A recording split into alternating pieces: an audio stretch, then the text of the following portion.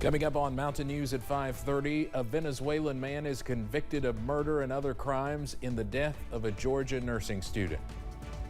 And we take a look at how parents and students can prepare for this year's FAFSA after last year's messy process. And Thursday and Friday are declared first alert weather days. A winter weather advisory goes into effect tomorrow. Details in a few minutes. Dedicated to southern and eastern Kentucky, this is WYMT Mountain News at 5:30. Good evening, I'm Steve Hensley. The cold air is moving in and we could see the first flakes of the season tomorrow. A winter weather advisory was also issued for some of our counties. So it's a first alert weather day. Meteorologist Eric Dean tells us what we can expect. Eric. All right, Steve, as you mentioned, a winter weather advisory goes into effect starting tomorrow. So because of that, we do have the first alert weather day declared for Thursday and Friday. And here's the counties right now that is impacted. The counties shaded in purple. So Pike, Knott, Perry, Leslie, Bell, Harlan, Letcher, Lee County in Virginia, Wise, Dickinson, and Buchanan. The counties that's mentioned, that is the counties under a winter weather advisory starting tomorrow. Now, there's a caveat to this. If you are in Dickinson and Buchanan County, your winter weather advisory expires Saturday at 7 p.m.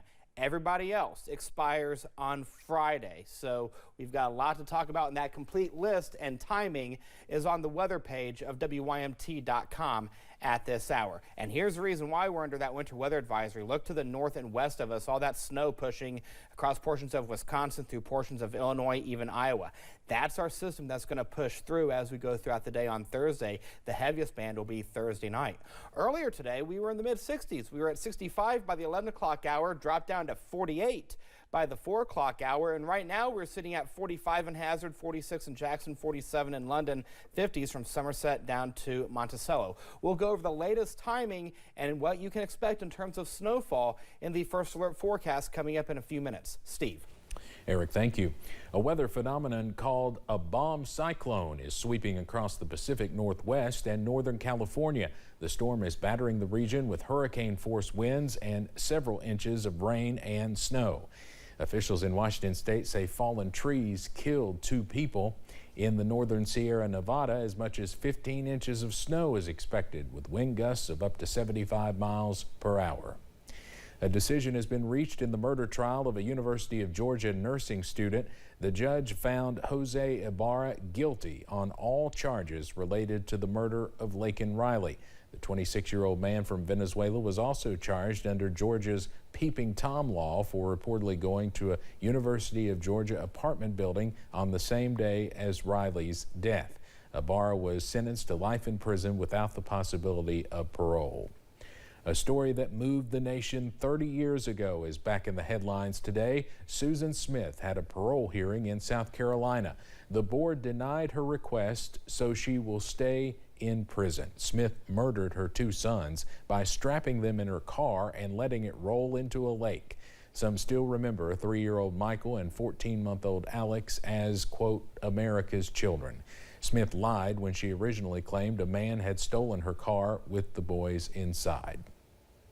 President-elect Donald Trump's Attorney General nominee faces a tough road to Senate confirmation. That's because former Congressman Matt Gaetz has been dogged by claims of sexual misconduct.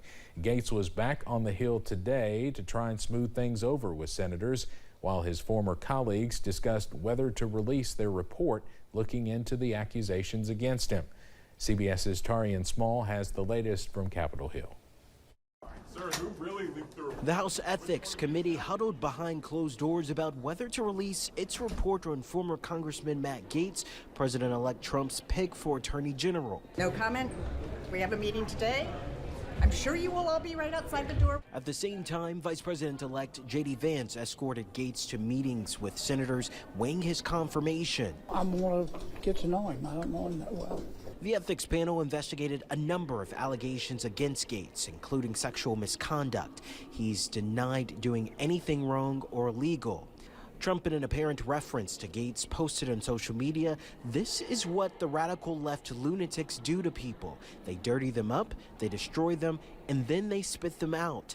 They are trying that right now with some great American patriots. Gates faces an uphill battle to win confirmation, but Trump is confident the Senate's new Republican majority will pull him through. He seems optimistic about it. He didn't, he didn't seem concerned, but he also didn't seem anxious about it. Trump hasn't ruled out trying to bypass Senate confirmation with a recess appointment. The president has won a mandate, and he will use all lawful constitutional means to fulfill that mandate on behalf of the people who voted for him in record numbers. That would not sit well with many senators. Not for a cabinet level position. That should be absolutely off the table. Fox News host Pete Hegseth, Trump's pick to head up the Pentagon, is also meeting with senators. Torian Small, CBS News, Capitol Hill. Hegseth admits he settled a lawsuit with a woman who accused him of sexual assault to protect his career, but denies the claims stemming from a 2017 incident. He'll face tough questions about his qualifications to lead the Department of Defense. 2 Georgia election workers have asked a judge to hold Rudy Giuliani in contempt of court for continuing to spread lies about them. Last year, a jury found Giuliani defamed Ruby Freeman and Shay Moss when he suggested they stole votes to hurt Donald Trump in the 2020 election. He was ordered to pay them $150 million. As part of the settlement, Giuliani also agreed to be held in contempt of court if he made those suggestions again in public. The United States has closed the embassy in Ukraine's capital, Kyiv, after getting specific information about a potential air attack. The renewed threat comes after Ukraine's first strike on Russian territory with U.S.-supplied long-range weapons. Russian President Vladimir Putin reacted by revising his country's nuclear doctrine.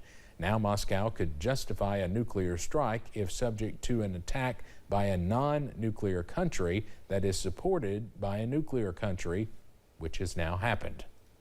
It is not just American missiles that the U.S. has authorized Ukrainian forces to use. The Biden administration says they can now use American-supplied anti-personnel landmines to help it slow Russia's battlefield progress. Defense Secretary Lloyd Austin said Washington's policy change follows changing tactics from the Russians on the ground. The United States vetoed a UN Security Council resolution that called for an immediate, unconditional, and permanent ceasefire in Gaza.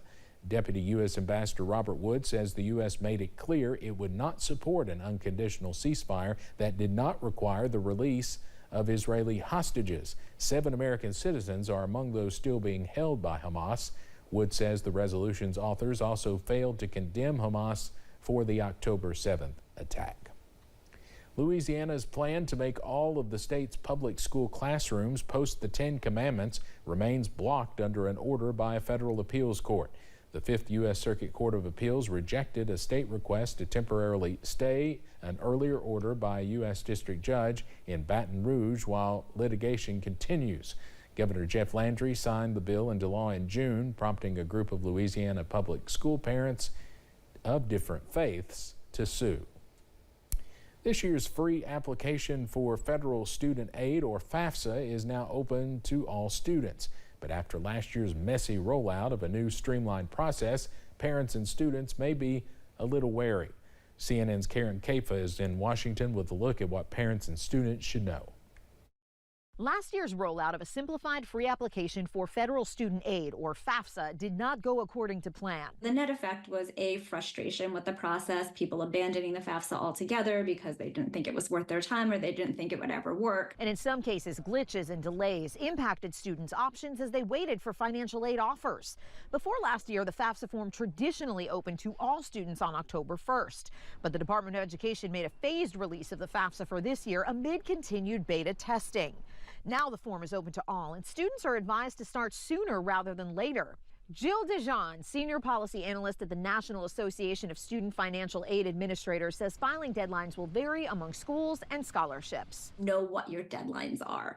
and make sure you're meeting them. But they will be different for every student depending on where they're applying to school and where they're from. To get things going, students need an FSA ID, an account username and password for the FAFSA site, and applicants and their families should gather any tax, banking, and investment documents. Student aid experts hope the process will be more efficient and less frustrating this year. What we're hoping to see this year is that full realization of what the FAFSA Simplification Act intended to do, which was to make this application shorter and easier to complete. In Washington, I'm Karen Kafa.